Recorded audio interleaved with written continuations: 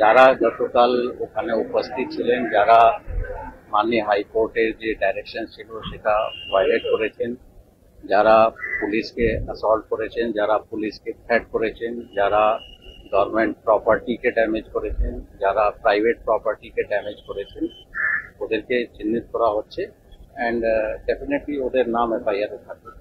মা যেটা অ্যালিগেশন করছেন নিশ্চয়ই ওনার ইঞ্জুরি হয়েছে, সেটা রেগ্রেটেবল আছে।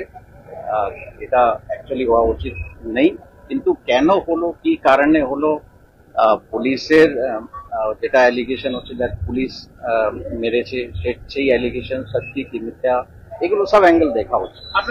অ্যান্ড গতকালের বিভিন্ন ফুটেজ আমরা অ্যানালিসিস করে দেখছি, দেখার পরে যা পাওয়া যাবে তার বেসিসে অ্যাকশন হবে। গতকাল আমরা দেখলাম যে ডিসি কোর্ট তিনি বলছেন যে তাকে মারা হয়নি, অথচ দেখা যাচ্ছে যে আহত অবস্থায় মাথা তুলে গিয়েছে অভয়ার মা, তিনি বলছেন পুলিশই আমাকে মেরেছে।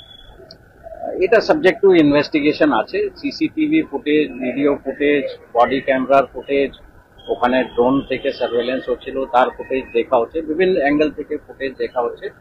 যতক্ষণ ফুটেজ আমরা অ্যানালিসিস না করতে পারি পুরোটা, ততক্ষণ আমাদের পক্ষে বলা সম্ভব নেই। কিন্তু yes, it is a part of investigation and definitely আমরা ওটা তদন্ত করে দেখি।